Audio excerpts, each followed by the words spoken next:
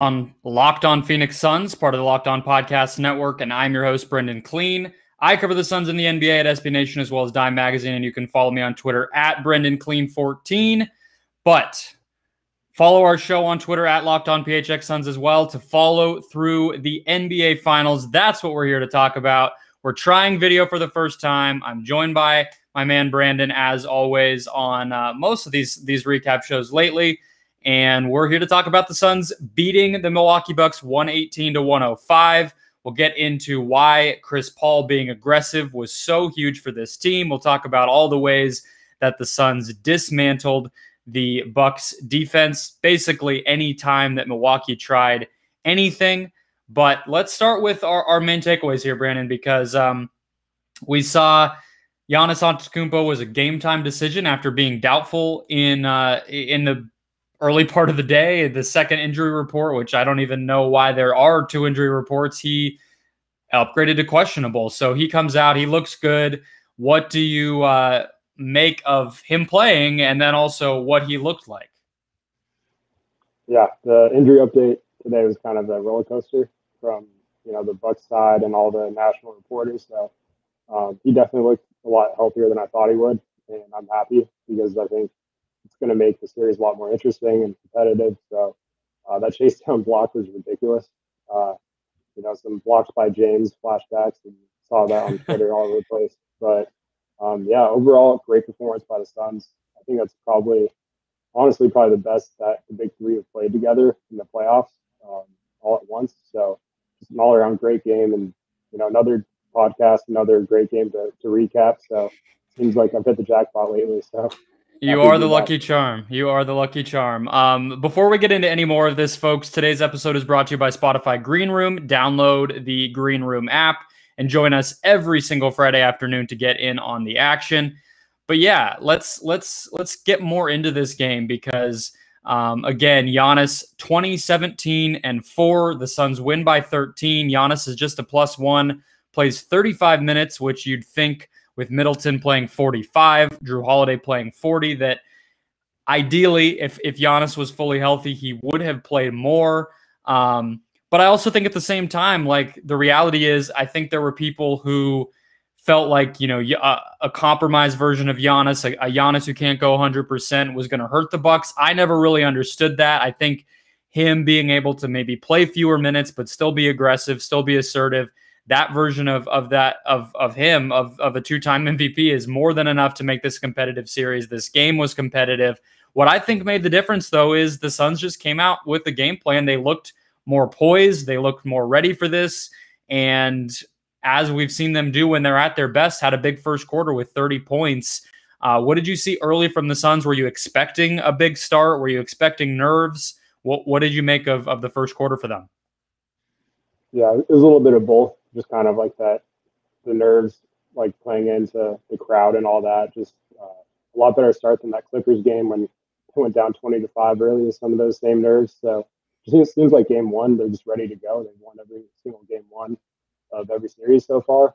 So just bringing that fire from the start, I think, is important. And Chris started off pretty slow, honestly. So to see him turn it up the way he did too, after a slow start for him personally, offensively, was great. And I think those finishing touches in the third quarter to really create distance is ultimately what kind of gave them that separation they needed. But the strong start was very important. I think just getting the crowd into it, because the Bucks were getting their way the first couple of possessions, and I thought the Suns answered back pretty nicely. Yeah, I think it was a game of runs, and I think the final score is going to make it seem like it was a less close game than it actually was. But just to break down some of why I think that happened, I think, we saw the Suns go right to Ayton on Giannis, which was a question. Were they going to have Crowder do that? Were they going to just go to Ayton right away? What was that matchup going to look like? They just started with Ayton, but they're ready for some adjustments, right? Like we saw PJ Tucker on Chris Paul. They attack that. We'll get into more of the kind of geeky details of how they're able to do that, but it just felt like the Suns, they said after the game, they prepared for yes Giannis, no Giannis. They prepared for, the Bucks switching versus dropping versus all the questions we all talked about getting ready to preview this series. the Suns seemed, they said they had an answer for all of it or had prep for all of it, and they came out playing that way. And I just think, like, you saw Giannis have to leave the game with 8 minutes left in the first quarter. He checks out early, comes back at the end of the first quarter. Nothing really seemed to phase the Suns, and Devin Booker gets out to a hot start. Giannis does as well, but again, 30-26 in that first quarter.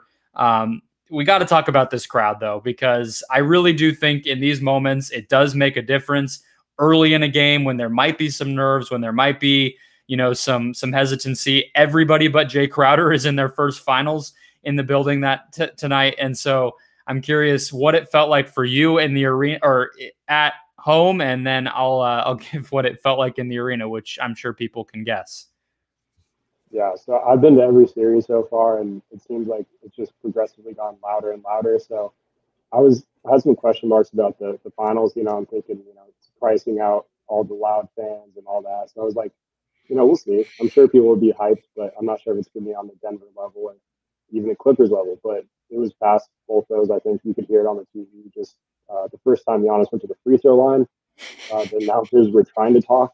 I'm not sure what they said. I don't think anyone heard them because all you could hear was just the numbers just counting up. And I have a little complaint. Like, I'm glad, they're getting in his head, but let's count down, please. Can we make that pact? Because counting up just does not put pressure on him to release it. I just think it's just a better strategy to count down from 10 instead of doing the whole counting thing. Because for the Hawks fans learned pretty quick that it almost put them in a rhythm some portions of that series. But yeah, the crowd was sensational. Looks like a giant party, and the Suns fans brought it.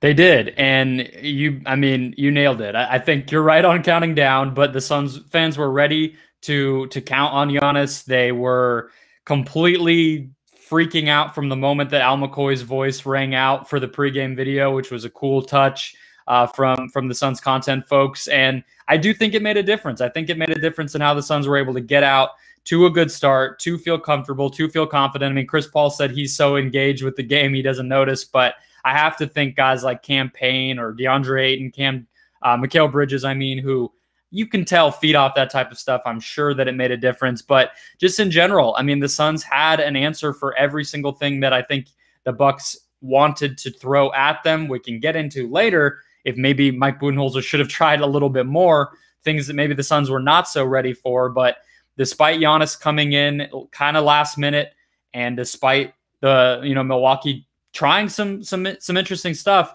they had an answer. And I think kind of from top to bottom that bared itself out. But you can't talk about those answers without talking about Chris Paul. So let's get more into Chris Paul's big game, his first ever NBA Finals game. He answers big time. We'll do that right after a quick break. First, folks, though, a quick word from Spotify Green Room, the first ever social audio platform made just for sports fans. The app is free to download. Once you're in, you can talk with me, Brandon, other fans, athletes, insiders in real time about these Suns, the NBA, or any sport you're interested in. We host shows every single Friday, meaning you can join in on the Locked On Suns conversation. And Green Room overall is just a perfect place to start or join conversations about the league. You find fans again, you watch parties for games like the finals, debates, post-game breakdowns, and of course, anytime there's big news or rumors, someone will be on Green Room talking about it. So again, Friday afternoons, me, Brandon, Locked On Suns. We'll have it one this week after Game 2, getting you ready for Game 3. Midway through the series as we head back to Milwaukee. Always a good time. All you got to do to follow us is download the Green Room app. Follow me. That's the same as it is on Twitter at Brendon Kleen 14. Join the NBA group. You'll get a notification when we go live, and you can talk Suns right along with us. Again, can't wait to hear everyone's Suns thoughts this Friday. Green Room, changing the way we talk sports. Okay, Brandon, let's jump into Chris Paul's game. I'll read the stat line. 32 points, 9 assists, just 2 turnovers. His 73 points over the past 2 games, according to ESPN Stats and Info, are the most in a 2-game stretch that he has ever had. And obviously can't think of 2 games better to do it in. Clinching his first game in the end, or his first time to the NBA Finals, and then winning his first game in the NBA Finals. We talked about on our part of the preview show that you have to get an aggressive version of Chris Paul just with how the Bucks defend. They got that. They're going to need to continue to get it. And he's probably the number one reason that they come away with a win tonight. Yeah, and it shouldn't come as any surprise for anyone. There's a reason he's the point guard.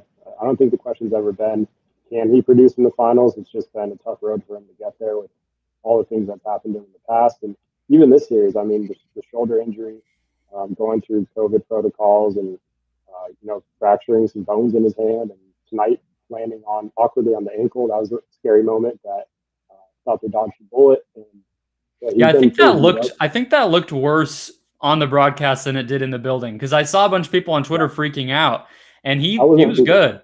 It looks like just like a mild. Obviously, it's easy for me to say, not sitting at home, but it was one of those things that you just have to play through the pain, and it didn't look super serious. So I wasn't initially concerned, but you just don't want him to get any more beat up than he already is. It's been a rough playoffs for him, but he played, like you said, just the last two games have been incredible. Just kind of carried over. It was a little bit of a slow start. I think he was 0 for his first 4 or 5, maybe. So there's a little bit of maybe jitters even for a 36-year-old.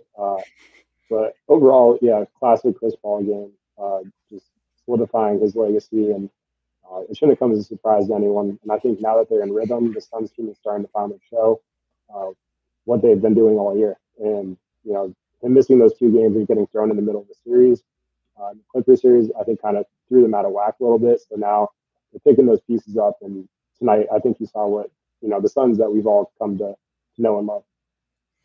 Yeah, and it's almost a cliche, I think, among Suns fans at this point that the best version of this Suns team is when they run their stuff. Like David Nash on Twitter is constantly, tooting that horn and everything. But it is true. Like, they are going to be at their best when they turn what they do on offense into a weapon that can beat what the opponent is doing. It's not that they're not going to adjust or have a game plan, but it's like, what version of our offense can we run to take advantage of what the opponent is going to do? And you just saw Chris Paul coming out again, not to keep saying it, but with a plan. And he did miss some shots early, but they were finding DeAndre Ayton a little bit early when he had a mismatch. They were running from the jump, which is something we begged them to do against the Clippers. And despite the Bucks continuing to switch, which I think was pretty unexpected for a lot of fans, that they would have Lopez out on the perimeter, the Suns were ready for it, and Chris Paul made them pay for doing that. So I think his brain, probably more so than almost anything else, was really what helped propel them to the win. What else stood out to you from his performance, though? Because he kind of did everything for this team tonight. He was the pace engine. He was the playmaker. He was the scorer. It was a complete all-around game. Yeah, I think a lot of credit also has to go to the coaching staff for getting them so prepared, because this is, I think, probably the most locked in they've looked from top to bottom, start to finish. They were playing competitive basketball. They were running their sets. They didn't make a ton of mistakes. And I think Chris he's finally in that rhythm where, especially from game 6, obviously that type of stuff can carry over, even with a little bit of a layover between games. I just thought he looked really under control and dictating the pace, getting Ayton involved, letting Book do his thing, and finding the shooters in the corners. Shadow Cam Johnson, who's been incredible, his relocation, being in the right place at the right time. He's been so awesome. Like I think you tweeted out earlier that he's probably been their best wing the past 2 series. So just the most consistent 2-way wing on this roster. But I think Chris just does a great job of getting everyone involved, keeping everyone happy, making sure the ball is not stopping. There's no hero ball, which we've seen in the past. It's not what their identity is. And tonight, just execution was top notch, and that's why they won. Yeah, that aggressiveness, it manifests in a lot of different ways, like you said. I mean, we agreed before the series that, just in terms of the drop coverage that Brook Lopez likes to do, that presented an obvious opportunity for them to have Chris Paul be more of a scorer, but he was doing that, but he was also, again, attacking the switches. He, like you said, was getting the ball out to the corners, which is supposed to be something that the Bucks take away, and they do. But I think it's also it's a battle of strengths right now where the Bucks love to take that away. The Suns love to create those shots, and it's kind of which one's going to win out. And I think tonight the Suns were able to get enough of those. Cam Johnson, Mikal Bridges, I think, had at least one of his come from the corner. I think Chris Paul himself even had a corner three. So they were clearly hunting that, taking advantage of the Bucks' help defense. All of that's a lot of that. I don't say all, but a lot of that's coming from Chris Paul. I think the coaching staff thing is a good point too, though, because the Suns had 20 fast break points in this game. The pace was absurd. I think it was John Schumann from the NBA who was tweeting out that the Suns had, I think, 45 or so possessions in the first half of the last game, which was already a pretty fast game. And in the first half of this game, they were at like 53. The pace ended at 99.4 possessions per 100 or per 48 minutes. So a quick game and 20 fast break points. Chris Paul said Willie Green was at the kind of the microphone, so to speak, with that, begging them to get the ball across the floor, across the half court mark. Future Pelicans head coach Willie Green. It's gonna happen. Yeah. I think that there's smoke where that fire is, to be sure. And every game the Suns win, getting closer to the finals, and Chris Paul shouting him out is probably making it more likely that the Suns lose him. But you're right. I think that it was the game plan stuff that we talked about in the first segment, and Chris Paul understanding that to pull all of that off, he needed to come into this game at the top of his game. And it's not always comfortable for him, I don't think. Like, he was talking post game about how Book and Ayton kind of have to get on him sometimes. Like, let's move the ball, let's get down the floor. But I think he gets what he has to do. You're right about the jitters. It just feels like he is really at the peak of his powers at 36 years old as a scorer and a playmaker right now.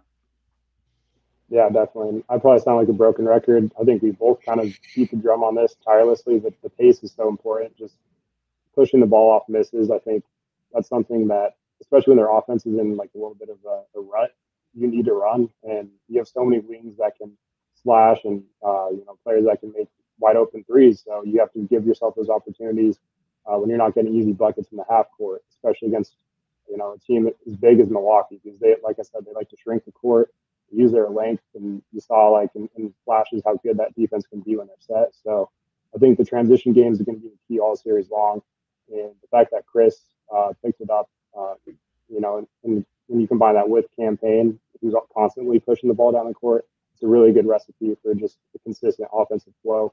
And this is the best their offense has looked all season. So can't say enough about the coaching staff and both point guards for just keeping that tempo up.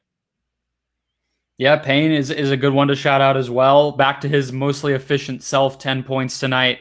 And you probably feel like Cam Payne is behind Chris Paul, pushing him to be aggressive as well. They don't actually really like play the same style, but somehow they've kind of taken the best out of each other. And another reason that I think Chris feels comfortable playing so fast is because he looks when Payne's out there and he's like, damn, that works. Like, maybe I should do the same. So he definitely kind of had everything at his disposal tonight again, and continues to, as you said, when this is so close for him, push and push and push. And I think we're going to see more of that from him until it's done.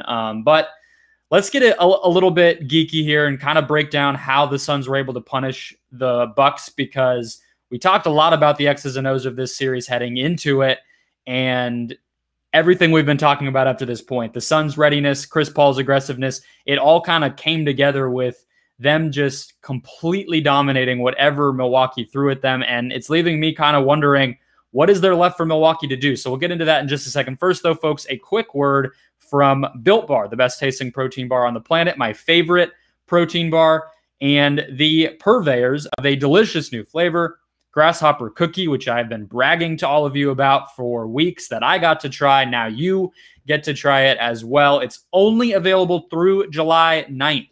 So got to take advantage quick, but it's basically the Built Bar version of a classic Thin Mint cookie. All the flavor without all of that sugar. 150 calories, 17 grams of protein, and only 5 grams of sugar. I do not know how they do it with the sugar. You could convince me that there was 4 times that much, and I would believe you with how delicious these things are. In addition to the grasshopper cookie, folks, there is always the favorites to go back to, whether that is double chocolate, my personal favorite, or something like orange. They do a really good job with the fruit flavors. You wouldn't expect it. I haven't had a protein bar that tastes like fruit except for Built Bar, but they've mastered it. It's delicious. All of the flavors are tasty, healthy, low sugar, high protein, exactly what you want. So try your favorite again today, or pick up the grasshopper cookie, folks. It's delicious. You will love it. Go to built.com and use the promo code LOCKEDON to get 15% off your next order. Again, promo code LOCKEDON for 15% off at built.com. Today's show also brought to you by betonline.ag. BetOnline is the fastest and the easiest way to bet on all of your favorite sports action. We have McGregor's fight this weekend. Wimbledon's still going on. I love betting on sports that I don't know because I don't get in my own head about it. But if you're an NBA fan, you're a diehard, you want the Suns to win, it's all you can think about. Maybe throw some money on the Suns. There are NBA Finals odds everywhere, abound. They're all over the place. There's a ton of props. There's a ton of odds for games, series odds.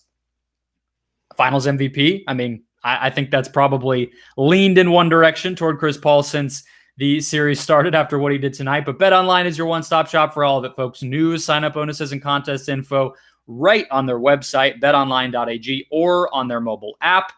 When you get there, you're going to make an account, put a little bit of money in to start yourself off, and when you do, use the promo code LOCKEDON to get a 50% welcome bonus straight to your account. Again, first deposit at BetOnline, use the promo code LOCKEDON, and get a 50% welcome bonus. BetOnline, your online sportsbook experts. All right, closing out the show, I'll give you the floor, Brandon. We saw the Bucks rather, switch Brook Lopez. It's something that they did when Trae Young went down in the Bucks-Hawks series in the last round. They kept doing it, kind of bizarrely, in my opinion. I did not think that's where they would go. And Brook Lopez got toasted, minus 17 in the plus-minus column tonight. And he played a solid game executing what he was asked to do, but it felt like the coaching staff kind of put him in a bad spot.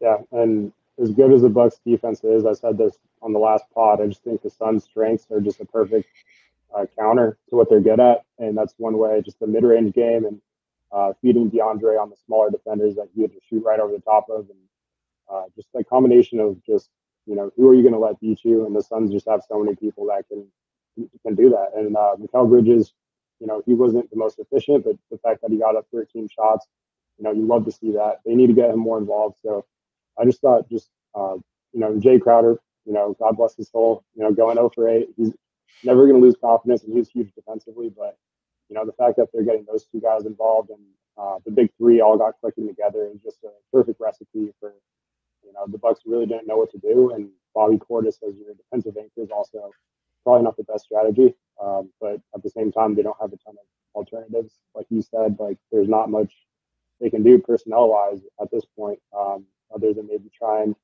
Giannis and PJ as your bigs and going small. But the Suns are built to counter that as well. So there's only so much you can do. I just think the Suns' balance is what makes them so dangerous, and that always has made them who they are.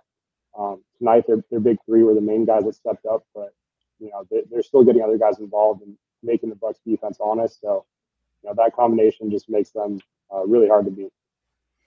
Yeah, pretty impossible to beat. I mean, I really just have a hard time imagining many teams. I think the only way you can beat the Suns when they're doing this level of offensive execution is to just have a superstar on the other side who is so good individually that he can basically make up for his whole team's offense and keep up with the Suns, because the Suns do it by committee. You would need a Kevin Durant, a LeBron James, a Steph Curry at the peak of their powers, I think, to compete against this type of Suns execution.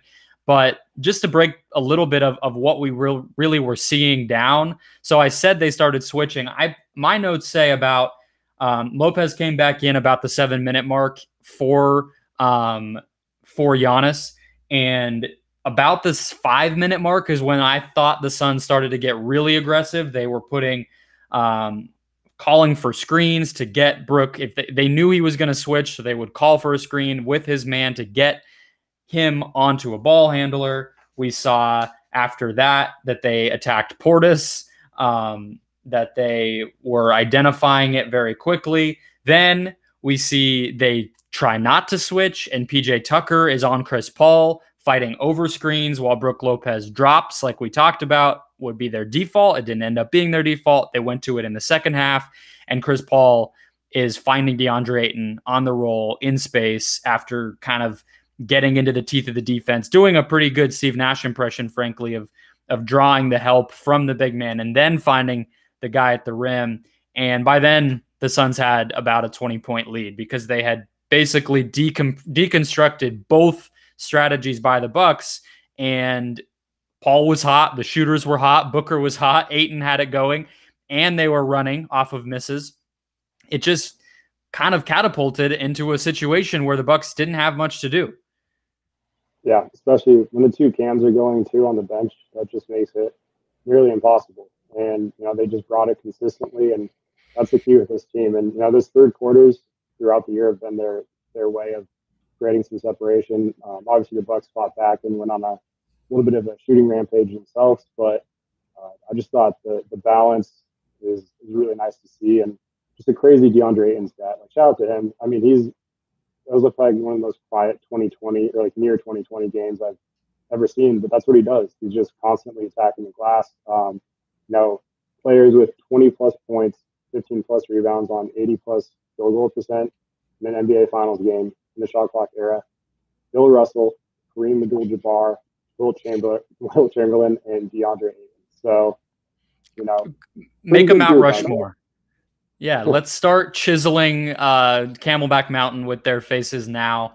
It's not even related to the finals, but it happened on the internet and it relates to the NBA. Did you see Andre Drummond tweeting tonight? Kareem Abdul-Drummond? Yeah, I saw that. Did you see it? He also tweeted Suns in 4. Oh, he did? Okay.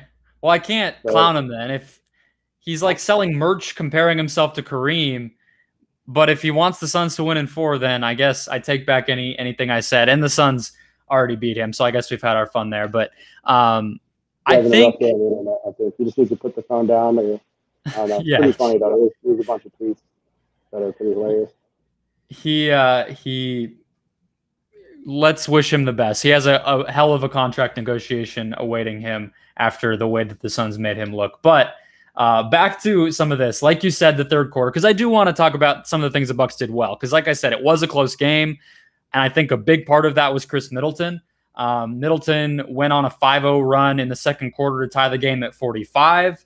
Suns opened the third quarter on an 8-3 run as part of a third quarter that they would go on to win by 8 points themselves in total. But Middleton responds to that pretty effectively with a couple of pull-up threes. In the fourth quarter, they go to a Giannis Middleton front court, really, really small. No Porter, no Portis, no Tucker, and Middleton just starts draining threes. So I do think, they probably need to have a better plan, a higher pickup point on him in the half court so that he's not just walking into threes like that. I think they lost focus on a couple of those, just feeling good about themselves, scoring and not taking into consideration he might be able to do that, which he's more than capable of. They cut the lead, Giannis and the Bucks did, to 7 at one point, I believe in the late third or maybe even the fourth quarter. And a lot of that was because of Middleton.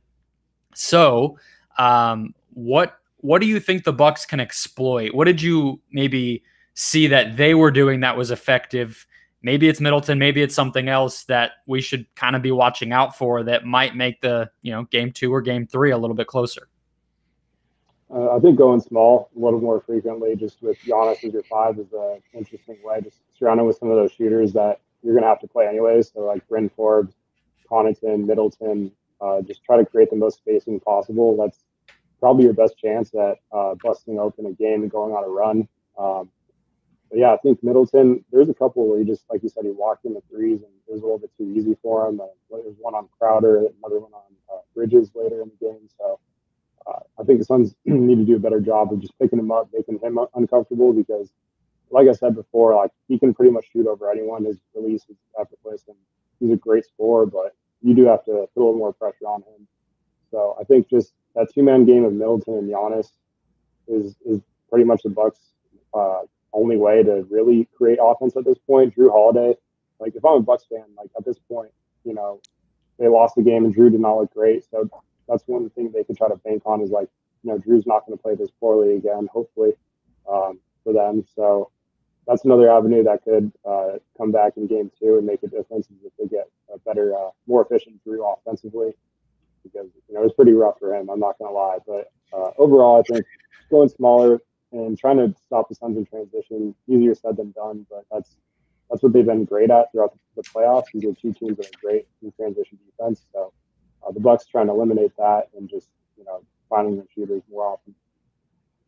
Yeah, I think it wouldn't surprise me if we saw a slower game in the future. I think freeing Middleton and Holiday up for easier shots in the half court needs to be a priority because I agree with you. Holiday, I just think it took him until the fourth quarter to even start playing aggressively, which is the biggest issue. If he, you know, had taken a bunch of shots and you felt like he was making an impact on the game and he just happened to miss them or, you know, had a high turnover game or something, that's passable. But you can't come into a finals game where your best player is hurt and questionable and all this and walk in and not have a mentality that you need to score at a high level. I know Holiday doesn't always have that edge to him as a scorer, but he's going to need it, I think, in this series.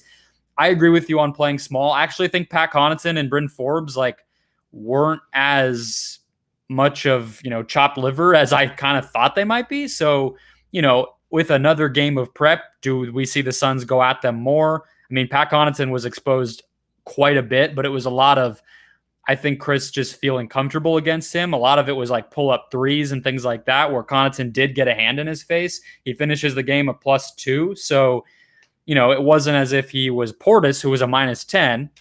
And Forbes got a couple threes off. They finally went to the Giannis and Forbes 2-man game in the fourth quarter for one possession. Forbes got a corner 3 out of it. I just feel like they have to do that more. They have to do a Middleton Giannis pick and roll more. And I think the way to do that is to have a smaller lineup on the floor where you can space it.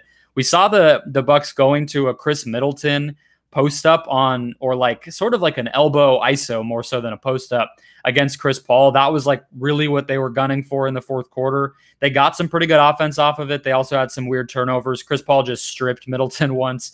So I think we'll probably see that a little bit more in game 2, just imagining kind of what the adjustments might be. Brook Lopez only ended up playing 23 minutes in this game, so I think that Bud is already showing his hand there. The last thing to mention is Dario Saric got hurt, went straight to the locker room, and did not come back in, I believe, the first quarter. Yeah, right away. His first couple of minutes, he only played 2 minutes, and Kaminsky played. But then in the second half, we did not see Kaminsky, obviously, or Saric, and Torrey Craig at the 5 was sort of the backup for Ayton. Do you think that is the right call? I think we probably agree it is, but it also kind of worries me that that's not a lot of size against a Bucks team that is pretty huge when they want to be. Yeah, I hope Dario's all right. It didn't look good. Just him walking back to the locker room, just in a lot of pain. So hopefully he's fine. But yeah, I think the size that could come back to bite them later in the series. Just, you know, with how depleted their big man depth is already. Kaminsky those minutes were pretty much a disaster. So they went straight to Torrey Craig at the 5, which I'm all for. I think that's part of the reason we saw less Brook Lopez, I think, too. Just the Suns going small kind of forced, you know, the Bucks to play a way that they're not consistently playing. So in a way, I think it kind of worked out in the short term. But now that the Bucks are going to have some time to kind of game plan over that, there's some ways they can attack them offensively. And for the most part, defensively, I don't think the Bucks can make adjustments. All it's going to do is just open up different ways for the Suns to beat them. I don't think there's much they can do on that end other than trying to be creative. Offensively, though, I think they're definitely going to try to give some new looks and slow the pace down a little bit, try to take the Suns out of that run and gun style that they're playing. So, yeah, overall, you know, Dario missing time would hurt, and you know, hopefully he's good to go. But I'm sure we'll get an update soon. Yeah, we were talking about it with Jackson Frank on part 2 of the preview we did, and it's like, they shouldn't care about the backup big man minutes because it shouldn't matter. But then you see, and there's minutes where Giannis is on the floor and Ayton's not on the floor, which I personally think shouldn't really be happening, especially when Ayton plays 4 more total minutes than Giannis, right? So it's like, maybe it's just figuring out the rotation. When is Giannis going to be on the floor? I personally think he'll play more in game 2 now that he said he felt fine tonight after the game. He did say he thought he was going to be out for the season when he first felt the injury happen, and now he's back and feeling fine. So I think he'll play more, and I think it's just going to be a lot of matching Ayton to Giannis, playing small when you can, hoping that Brook Lopez isn't able to play. Bobby Portis is already looking like a liability out there, and I think that the Suns can wield what they're good at enough where, yes, the Bucks are big, but like you said, the Suns seem to have an answer for small, big, switching, not switching, and it's looking hard to see defensively what the Bucks can do. I agree with you. It's going to be more what can Milwaukee do offensively to get back into this series, and I think Suns fans will celebrate Mike Budenholzer for always taking multiple games to figure out what that's going to be. So here, the Suns were able to steal a double-digit win because Bud did not seem to have his players in the best position to score, and we go to game 2 feeling pretty confident that the Suns are in a rhythm here. Any final thoughts for us, Brandon, before we close out? Yeah, I think just you got to take game 2, protect home court, and head back to Milwaukee and just try to take one there, just split there and bring it back home to Phoenix for game 5 with a chance to close it out just like you did against the Clippers. I know that's getting a little bit ahead of myself, but yeah, just keeping the home court advantage going and jumping out to a 2-0 lead again would be huge. And I expect the fans to be back and just as loud as they were in game 1, hopefully. Yeah, I just need to start a petition. We're counting down from 10. Please spread the word. The Suns could put on the Jumbotron, just do something. So that's one way I think we could, get Giannis to have a no for night after free throw line. But let's record. Let's record Al McCoy or Charles Barkley or Rex Chapman, one of these people counting down, and then just play that, and then people can follow it. I feel like that's completely out of line, but that would work. I don't think you're wrong to get ahead of yourself. I think every Suns fan should feel pretty confident based on what we just saw. I did want to remind you folks one more time that our road to the finals, while we're here, our finals coverage is brought to you by Michelob Ultra. It's only worth it if you enjoy it. And at 2.6 carbs and 95 calories, we can all enjoy the games a little bit more this season. That will do us for today.